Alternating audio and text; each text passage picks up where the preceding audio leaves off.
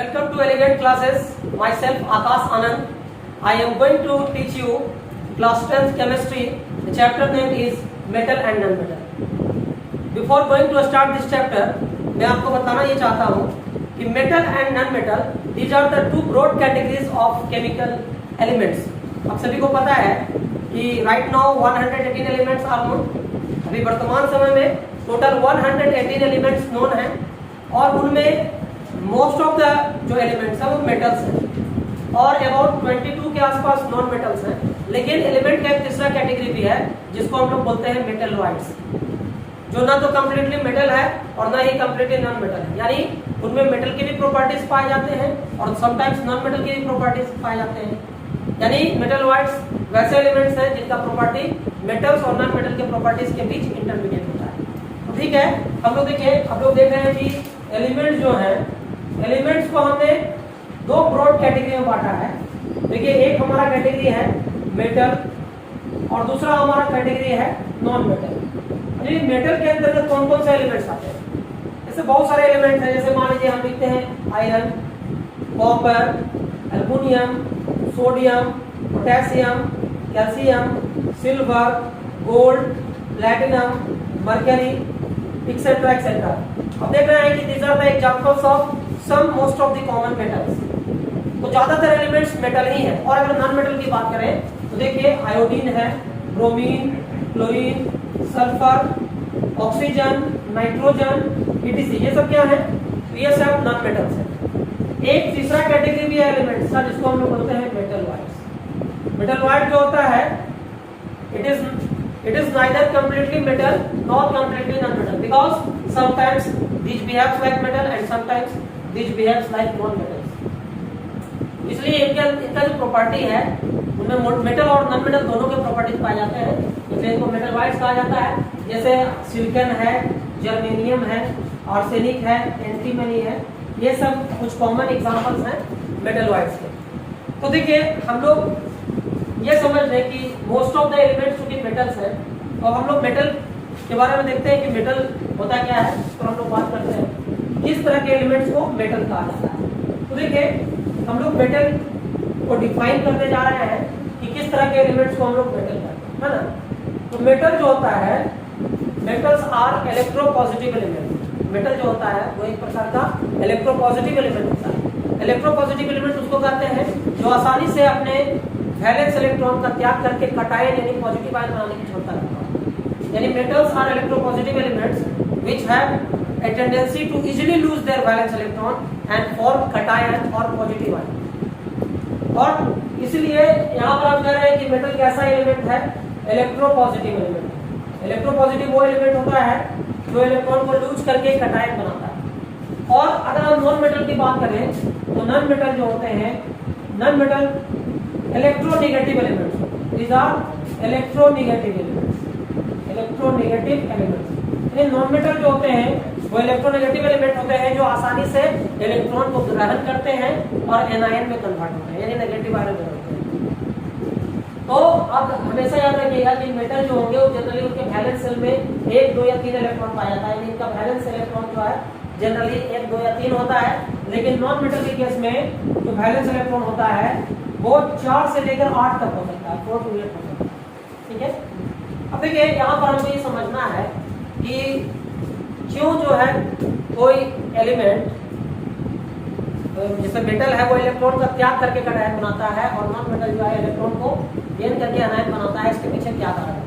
तो देखिए, Levi's and Kossel नाम के दो साइंटिस्ट हैं, Lewis and Kossel. Lewis and Kossel का कहना था कि every element have a tendency to achieve the electronic configuration like its nearest gas। यानी प्रत्येक एलिमेंट चाहता है कि वो अपने निकट के इनर्ट गैस जैसा कॉन्फ़िगरेशन प्राप्त करे। इनर्ट गैस जो होता है वैसा गैस होता है जिनका कंप्लीट ऑक्टेट कॉन्फ़िगरेशन होता है। जैसे आप देख लीजिए, आपका इनर्ट गैस कौन कौन है? इनर्ट गैस में आपका आता है हीलियम, नियॉन, आर्गन, क्रिप्टन, जेनन और रेडॉन। हीलियम का एटॉमिक नंबर 2 होता है, नियॉन का एटॉमिक नंबर 10 होता है, आर्गन का एटॉमिक नंबर 18 होता है, क्रिप्टन का 36 होता है, जेनन का 54 होता है और रेडॉन का 86 यानी 86 होता है। तो देखिए these are the inert gases. In inert gases को अगर आप देखें, इसमें आप देखिए कि जितने भी इनर्ट गैसेस हैं उसमें हीलियम को छोड़कर बाकी सबका कंप्लीट ऑक्टेट है। जैसे हीलियम जो है उसका के सेल में 2 इलेक्ट्रॉन से ज्यादा नहीं रह सकता है, तो 2 इलेक्ट्रॉन उसका पूरा भरा हुआ है। नियोन को देखेंगे तो इसका 2 8 होता है इलेक्ट्रॉनिक कन्फिगरेशन। अगर आर्गन का देखेंगे तो 2 8 8 होता है। इसी तरह से अगर इसको हम देखें क्रिप्टन को तो 2 8 18 8 होता है। तो देखिए आप यहाँ देख रहे हैं कि जितने भी इनर्ट गैसेज हैं, इनर्ट गैसेस के वैलेंस शेल में 8 इलेक्ट्रॉन पाए जाते हैं। इसलिए इनर्ट गैस का कंप्लीट ऑक्टेट कॉन्फ़िगरेशन होता है और इसीलिए वो इनर्ट नेचर के होते हैं, किसी चीज से रिएक्शन नहीं करते हैं। तो हम कह सकते हैं कि जितने भी इनर्ट गैसेज हैं सबका ऑक्टेट कॉन्फ़िगरेशन है, क्योंकि सबके वैलेंस शेल में 8 इलेक्ट्रॉन है। लेकिन हीलियम का जो कॉन्फ़िगरेशन है वो कंप्लीट ड्यूएट या डुप्लेट कॉन्फ़िगरेशन है, क्योंकि के सेल में 2 से अधिक इलेक्ट्रॉन नहीं रह सकते। और आपने पढ़ा है 9th क्लास में फॉर्मल स्कीम कि किसी भी एटम के वैलेंस शेल में 8 से अधिक इलेक्ट्रॉन नहीं रह सकते हैं। तो आप देख लीजिए कि इनर्ट गैस जितने भी हैं सबके वैलेंस शेल में 8 इलेक्ट्रॉन है और 8 से अधिक इलेक्ट्रॉन वैलेंस शेल में रहता नहीं है, इसलिए ये कंप्लीटली अस्टेबल हो चुका है। इनर्ट गैसेस कंप्लीटली अस्टेबल होते हैं। तो कोई भी एटम चाहता है लेविस एंड पोजन थ्योरी के अनुसार every atom have a tendency to achieve the electronic configuration like its nearest inert gas.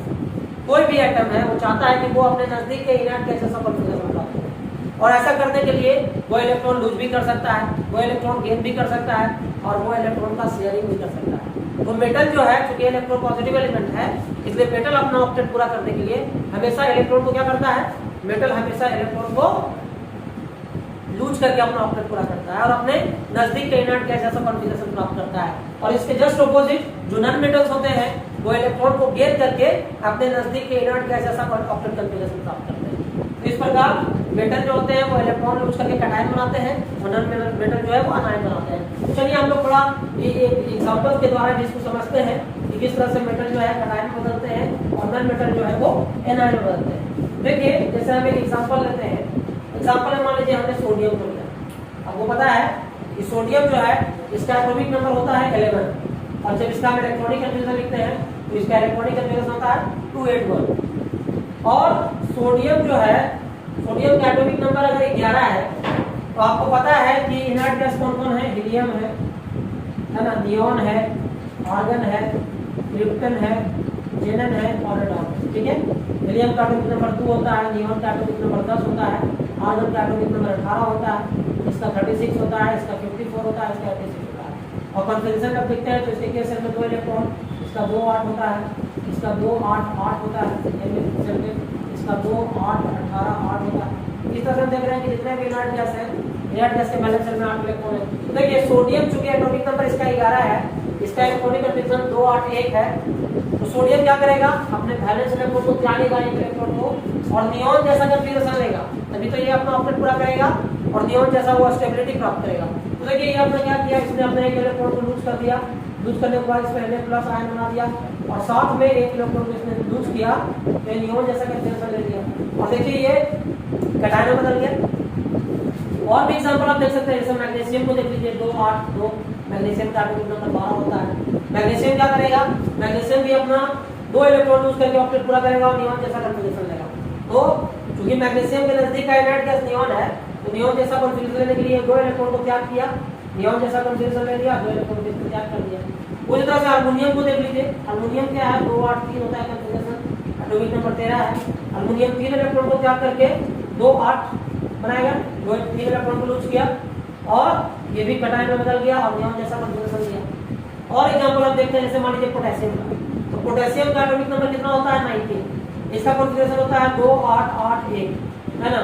और पोटेशियम के नजदीक का इनर्ट गैस कौन है, आर्गन। पोटेशियम का एटॉमिक नंबर 19 होता है, आर्गन का एटॉमिक नंबर 18 होता है, 18 होता है। तो ये आर्गन जैसा कॉन्फ़िगरेशन लेगा, तो ये क्या करेगा, ये एक इलेक्ट्रॉन को लूज करके 288 आर्गन जैसा कॉन्फ़िगरेशन ले लिया, एक इलेक्ट्रॉन लूज करके ये ऑक्टेट पूरा कर लिया। उसी तरह से कैल्शियम को देख लीजिए, 2 8 8 2 होता है, एटॉमिक नंबर इसका 20 है। कैल्शियम के का एटॉमिक नंबर 20 है, इसके नजदीक का भी इनर्ट गैस आर्गन है, तो आर्गन जैसा कॉन्फ़िगरेशन लेने के लिए 2 इलेक्ट्रॉन को लूज करेगा और 2 8 8 इसका कॉन्फ़िगरेशन आर्गन जैसा होगा और 2 इलेक्ट्रॉन इसका वो लूज करेगा। तो आप इतने सारे एग्जांपल्स के माध्यम से समझ चुके होंगे कि मेटल हमेशा अपने वैलेंस इलेक्ट्रॉन का त्याग करता है और कैटायन में बदलता है और अपने नजदीक के इनर्ट गैस जैसा ऑक्टेट कन्फिगरेशन प्राप्त करता है। अब हम लोग बात करते हैं नॉन मेटल्स की। ये नॉन मेटल्स क्या करते हैं, मेटल तो आप लोग समझ ही गए हैं, और इसीलिए मेटल को इलेक्ट्रोपॉजिटिव एलिमेंट भी कहा जाता है। इस चीज को आप समझ चुके हैं।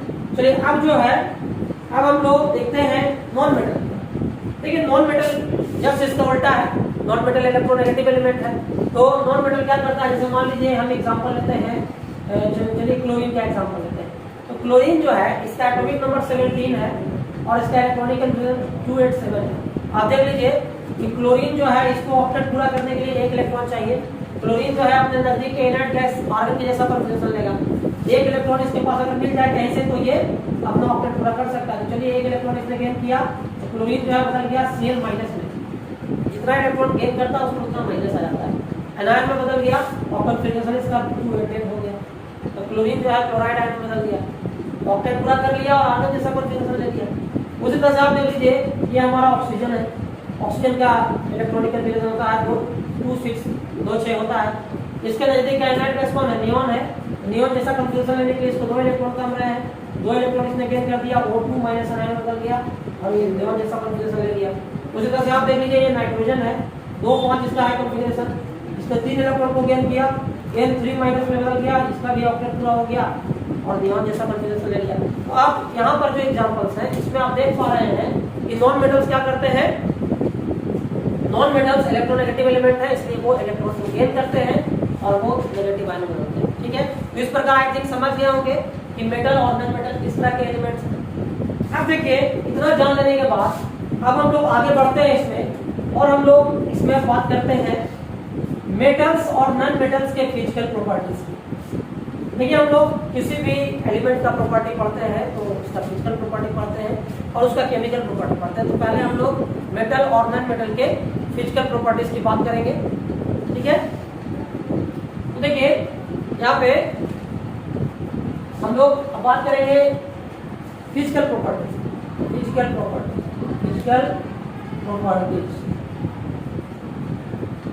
देखिए मेटल जो होता है और नॉन मेटल जो होता है उसका फिजिकल प्रॉपर्टी क्या है ये हम लोग को समझना है। तो देखिए कुछ कॉमन सी बातें हैं, हम मेटल के फिजिकल प्रॉपर्टीज की बात पहले करते हैं, उसके बाद हम लोग नॉन मेटल का देखेंगे। तो पहले हम लोग मेटल के फिजिकल प्रॉपर्टीज की बात करते हैं। तो पहला आप देख लीजिए, पहला हम यहाँ पर लिखने जा रहे हैं मेटल का, क्या लिख सकते हैं मेटल के बारे में, सबसे पहले लिखते हैं इसका मेटेलिक लस्टर। देखिए मेटल जो होता है उसमें मेटेलिक लस्टर पाया जाता है, यानी मेटल का जो सरफेस होता है वो लस्टरस होता है। मेटल का जो सरफेस होता है वो शाइनी सरफेस होता है। तो मेटल के लस्टरस सरफेस होते हैं। अब देख लीजिए कि गोल्ड है, सिल्वर है, ये सबसे ऑर्नामेंट बनते हैं। तो किसी भी मेटल में एक विशेष प्रकार का उसका सरफेस जो है चमकीला होता है, शाइनी सरफेस होता है, जिसको हम लोग मेटेलिक लस्टर बोलते हैं। ठीक है, तो मेटल का सरफेस लस्टरस होता है। दूसरा हम बात करते हैं उसका सोनोरिटी, है ना। मेटल जो होता है वो सोनोरस होता है। सोनोरस होता है इसका अर्थ ये होगा कि जब मेटल को हैमर करते हैं, उसको हैमरिंग करते हैं, हथौड़े से पीटते हैं, तो उससे एक विशेष प्रकार की आकर्षक ध्वनि निकलती है, एक रेजोनेंट मेटालिक साउंड क्रिएट करता है। दैट्स व्हाई मेटल के अंदर सोनोरिटी पाया जाता है। ये भी क्लियर है। अब देखिए तीसरा है मैलिएबिलिटी एंड डक्टिलिटी। देखिए मैलिएबिलिटी एंड डक्टिलिटी में हम लोग देखेंगे कि मेटल जो होता है वो मैलिएबल होता है। मेटल मैलिएबल होता है, इसका क्या अर्थ हुआ, मेटल के मैलिएबल होने का अर्थ हुआ कि मेटल को जब हथौड़े से पीटा जाता है तो वो आसानी से ब्रेक नहीं करता है, बल्कि वो चदरे में बदल जाता है, थिन शीट्स में ऑफ वाइस में कन्वर्ट हो जाता है। तो इस प्रॉपर्टी इज कॉल्ड मैलिएबिलिटी। और डक्टिलिटी में क्या होता है कि मेटल के लंबे और पतले तार खींचे जा सकते हैं। आप देखते हैं कि मेटल का वायर जो है उसका इस्तेमाल किया जाता है, एल्यूमिनियम वायर का, आयरन के वायर का, कॉपर के वायर का, है ना। तो मेटल से लंबे और पतले तार खींचे जा सकते हैं। तो it is one of the most important property of metal that they are malleable and ductile, है ना। आप याद रखिएगा कि मोस्ट मैलिएबल और मोस्ट डक्टाइल जो मेटल है वो सिल्वर और गोल्ड होता है। ठीक है, गोल्ड के बाद सिल्वर होता है। उसके बाद हम लोग देखेंगे इसमें इलेक्ट्रिकल एंड थर्मल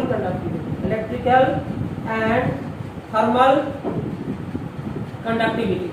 देखिए मेटल जो होते हैं, metals are good conductor of heat and electricity. Metal जो होते हैं वो हीट और इलेक्ट्रिसिटी के गुड कंडक्टर होते हैं। आपको पता होना चाहिए कि सिल्वर जो है बेस्ट कंडक्टर मेटल है। Silver is the best conductor metal and lead is the poorest conductor metal. तो ये आप समझ गए। अब उसके बाद इसमें और देख लीजिए एमपी एंड बीपी। एमपीएनबीपी का मतलब हुआ मेल्टिंग एंड बॉइलिंग पॉइंट।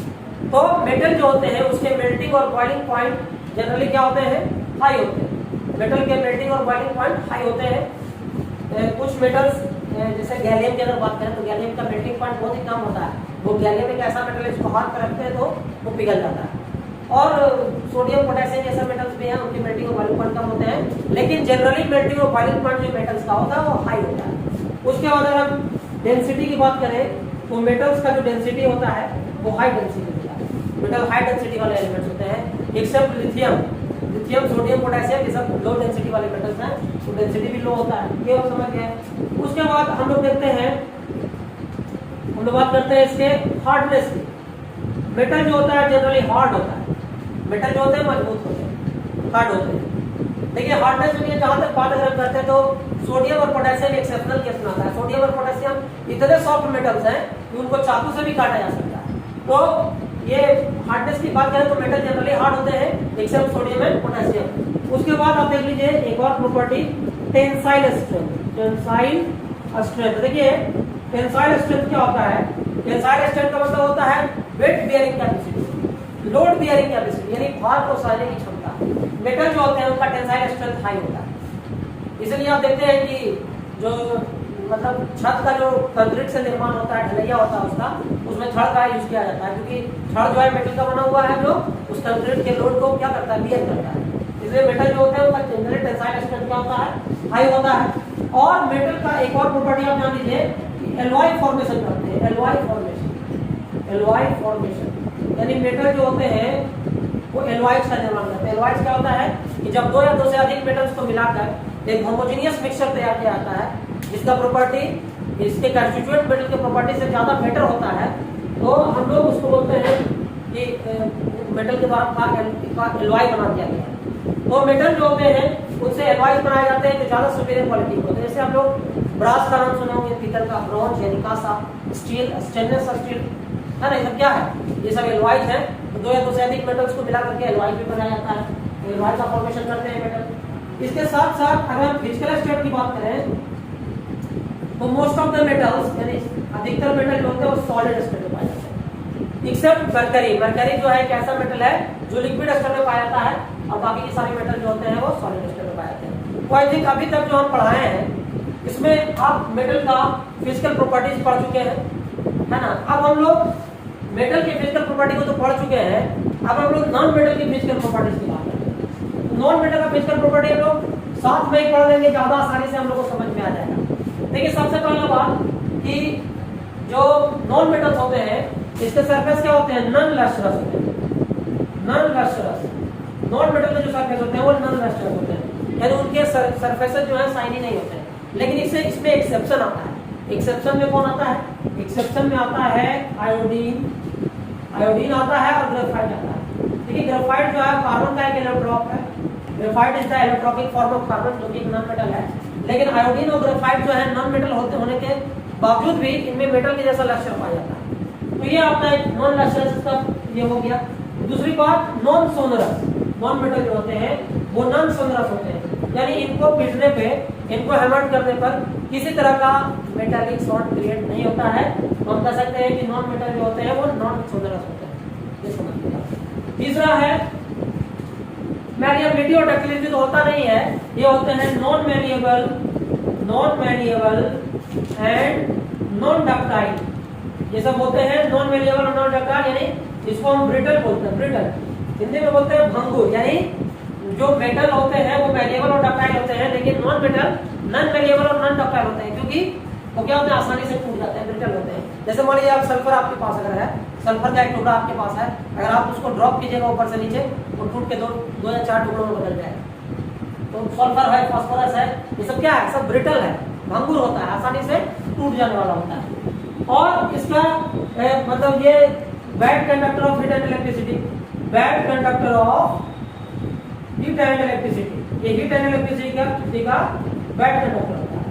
यानी जनरली जो मेटल होते हैं, नॉन मेटल जो होते हैं वो इंसुलेटर्स होते हैं, लेकिन एक्सेप्शन में आता है यहाँ पर ग्रेफाइट। ग्रेफाइट का एक्सेप्शनल केस है, इस बात को याद रखिएगा, है ना। और हम लोग बात करते हैं मेल्टिंग और बॉइलिंग पॉइंट की, तो लो एमपीएनबीपी होता है, लो एमपीएनबीपी, मतलब मेल्टिंग और बॉइलिंग पॉइंट जो होता है वो लो होता है। मेल्टिंग और बॉइलिंग पॉइंट जो होता है नॉन मेटल्स का वो क्या होता है, लो होता है। और उसी तरह से इसका डेंसिटी की बात करें तो डेंसिटी भी इसका लो होता है, नॉन मेटल का डेंसिटी भी लो होता है ना। हार्डनेस की बात करें तो उतना ज्यादा हार्ड नहीं होता है जितना कि मेटल हार्ड होता है। टेंसाइल स्ट्रेंथ नहीं होता है इसके अंदर, है ना। एलॉयड फॉर्मेशन की बात करें तो most of the non metal alloy नहीं बनाता है, लेकिन कार्बन जो है एलॉय बनाने के काम में आता है। नॉन मेटल होते हुए भी स्टील जब बनता है तो उसमें कार्बन का इस्तेमाल किया जाता है ना। और फिजिकल स्ट्रेंथ की जहां तक बात करें तो नॉन मेटल जो है वो जनरली गैसियस फॉर्म में पाए जाते हैं और सॉलिड फॉर्म में भी पाए जा सकते हैं, लेकिन एकमात्र ब्रोमीन एक ऐसा नॉन मेटल है जो लिक्विड स्टेट में पाया जाता है। तो आई थिंक आप समझ चुके हैं कि मेटल और नॉन मेटल के फिजिकल प्रॉपर्टी को हम कंपैरेटिवली कैसे स्टडी कर सकते हैं। एक साथ समझिए, देखिए मेटालिक एक लचरस है, दूसरा नॉन लचरस है, एक सोनरस है, दूसरा नॉन सोनरस है, एक मैलिएबल और डक्टाइल है, एक नॉन मैलिएबल और नॉन डक्टाइल है। ये नॉन मेटल में नॉन प्रॉपर्टी, सारा प्रॉपर्टी नॉन बन जा रहा है। वो electrical and thermal conductivity metal का अच्छा है, उसका नहीं है। इस तरह से आई थिंक कि आप कंपैरेटिव स्टडी कर चुके हैं मेटल और नॉन मेटल के फिजिकल प्रॉपर्टीज का, ठीक है। चलिए हम लोग इसको तो देख चुके हैं, मेटल और नॉन मेटल के हम लोग फिजिकल प्रॉपर्टीज का स्टडी कर चुके हैं। अब आते हैं हम लोग इसके केमिकल प्रॉपर्टीज की ओर, यानी क्या केमिकल प्रॉपर्टीज है मेटल्स का और नॉन मेटल्स का। अब हम लोग इसकी बात करने जा रहे हैं। तो देखिए केमिकल प्रॉपर्टीज में हम लोग देखेंगे कि मेटल का रिएक्शन कैसे होता है। मेटल का रिएक्शन एयर के साथ कैसे, वाटर के साथ कैसे होता है, एयर के साथ कैसे होता है, डाइल्यूट एसिड के साथ कैसे होता है। तो हम लोग अब बात करने जा रहे हैं chemical properties of metals, metals के केमिकल प्रॉपर्टीज। तो देखिए सबसे पहले बात तो हम लोग करेंगे कि मेटल का जो कैरेक्टर होता है वो इलेक्ट्रोपॉजिटिव कैरेक्टर होता है। इलेक्ट्रोपॉजिटिव कैरेक्टर, देखिए मेटल जो होते हैं, अभी मैंने इसका जिक्र किया था कि मेटल इलेक्ट्रोपॉजिटिव कैरेक्टर के एलिमेंट्स हैं।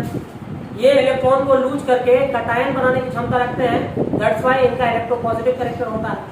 दूसरा हम लोग कह सकते हैं कि इसका जो वैलेंस इलेक्ट्रॉन होता है वो जनरली 1, 2 और 3 होता है।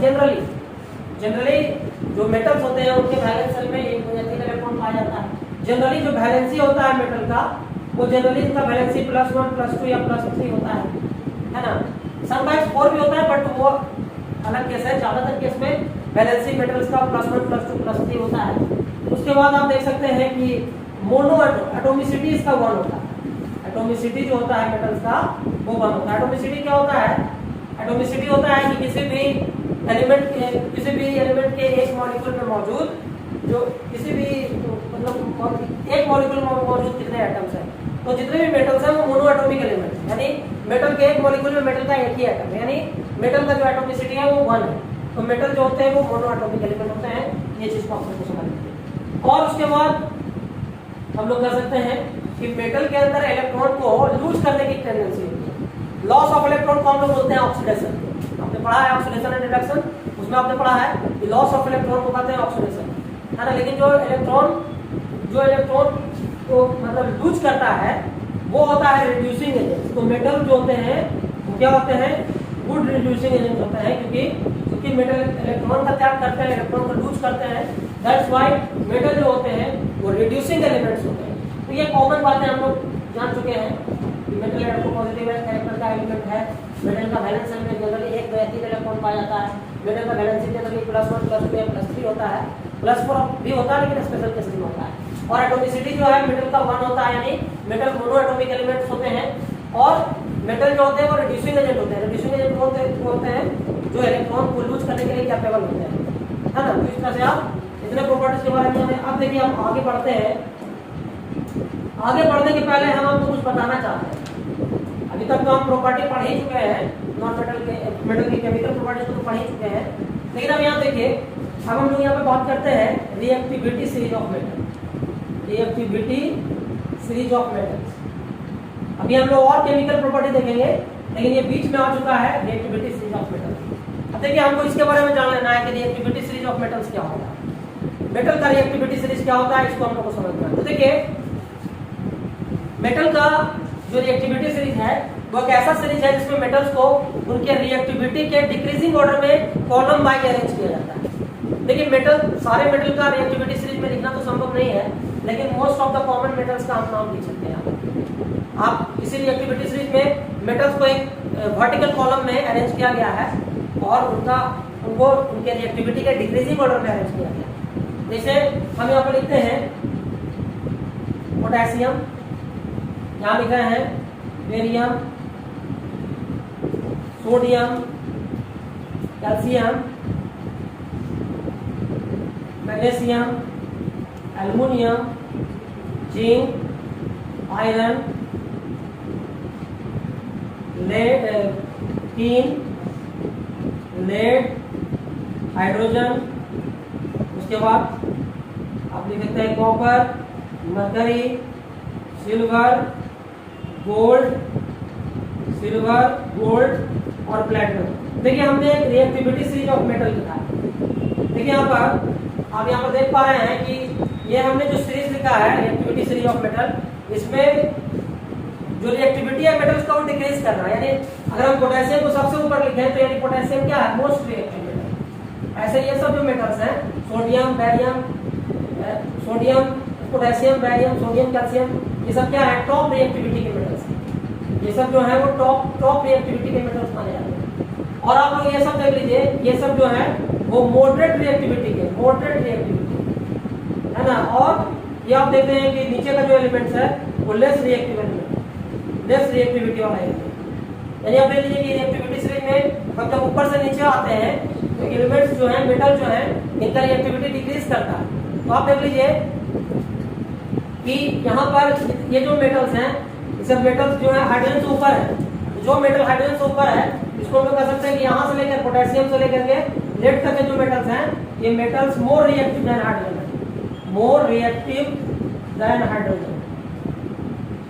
और देखिए जो भी मेटल हाइड्रोजन के नीचे है, हाइड्रोजन के नीचे जो भी मेटल्स हैं, तो मेटल्स क्या है, less reactive than hydrogen. Metals less reactive than hydrogen, ये हाइड्रोजन से कम रिएक्टिव देन हाइड्रोजन। देखिए यहाँ पर आप देख रहे हैं कि रिएक्टिविटी सीरीज ऑफ मेटल्स में मेटल का 3 कैटेगरी है, एक टॉप रिएक्टिविटी का मेटल, एक मॉडरेट रिएक्टिविटी का मेटल, एक लेस रिएक्टिविटी का मेटल। और इसमें हाइड्रोजन चूंकि है तो हाइड्रोजन से ऊपर जितने भी मेटल्स हैं वो हाइड्रोजन से ज्यादा रिएक्टिव है, हाइड्रोजन से नीचे जितने भी मेटल्स हैं वो हाइड्रोजन से कम रिएक्टिव है।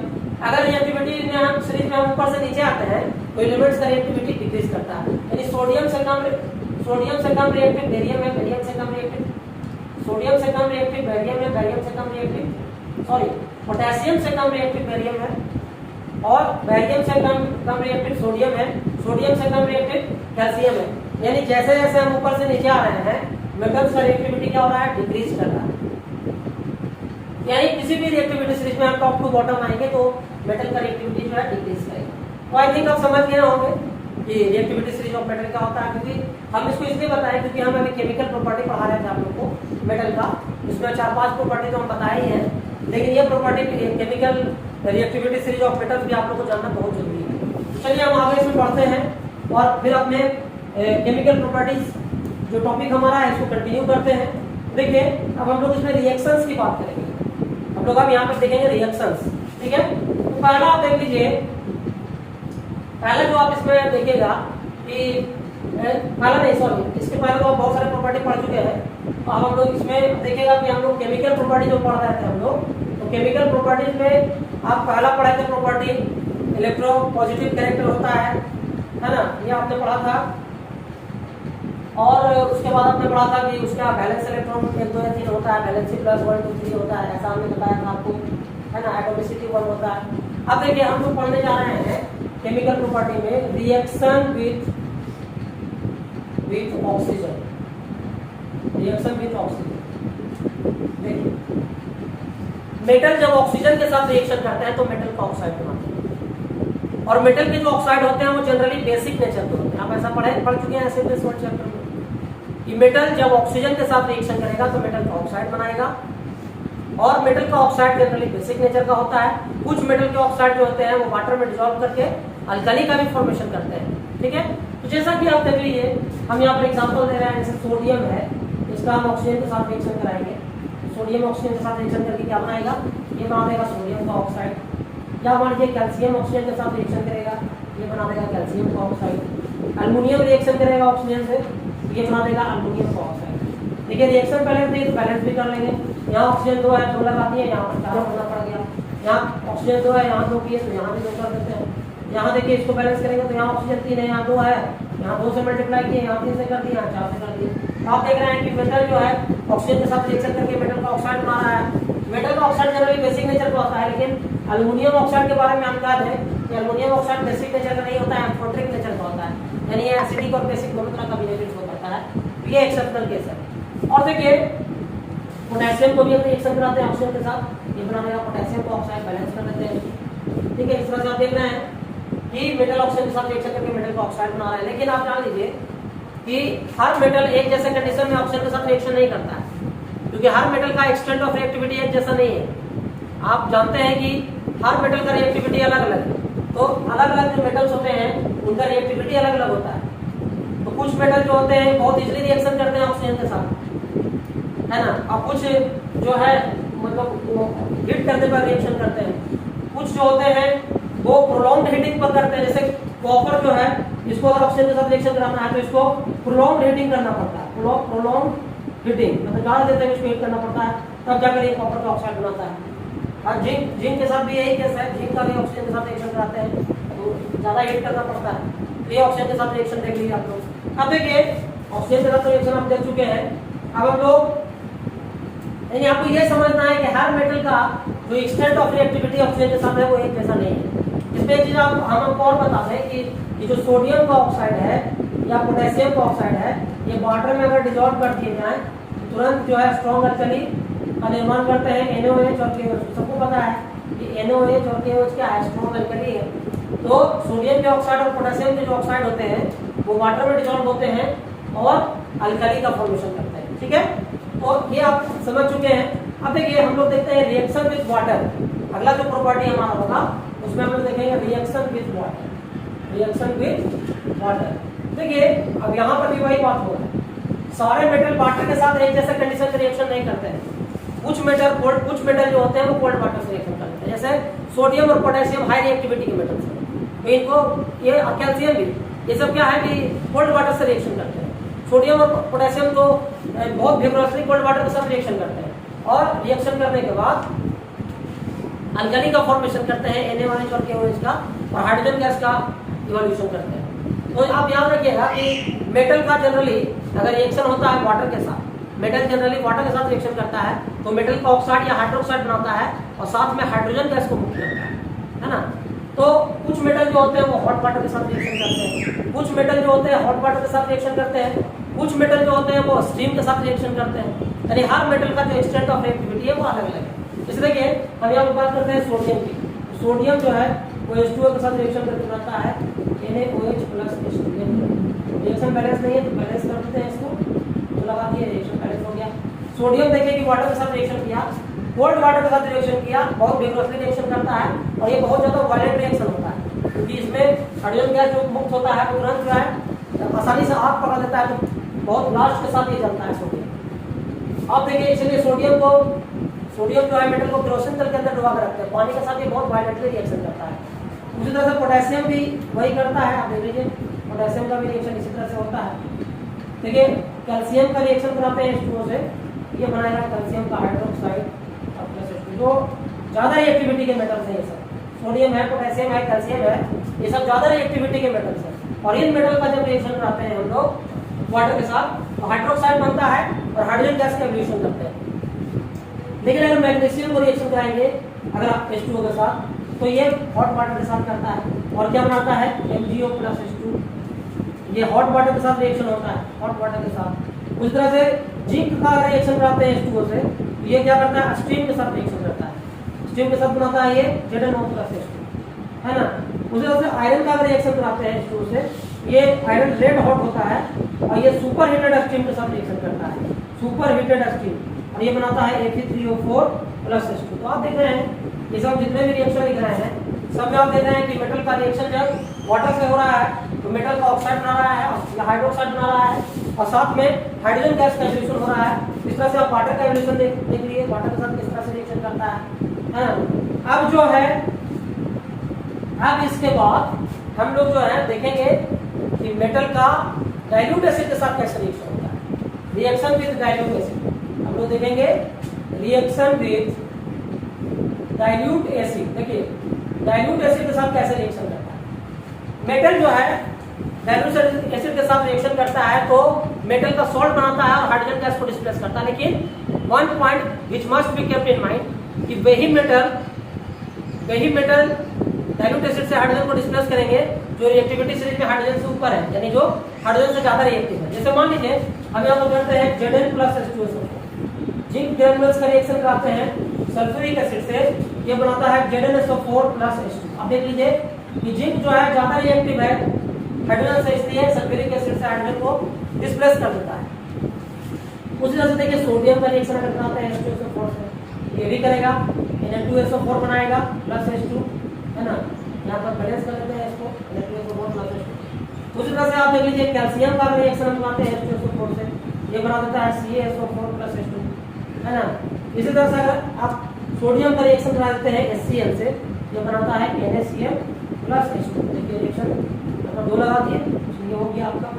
उस तरह से और भी है रिएक्शंस, तो आप यहाँ पर क्या देखें, यहाँ मान लीजिए कि कॉपर का रिएक्शन अगर हम H2SO4 से कराएंगे अगर, तो यहाँ पर नो रिएक्शन होगा, यहाँ पर रिएक्शन होगा ही नहीं। इसलिए क्योंकि रिएक्टिविटी सीरीज में कॉपर हाइड्रोजन से नीचे है, इसलिए कॉपर हाइड्रोजन को डिस्प्लेस नहीं कर सकता।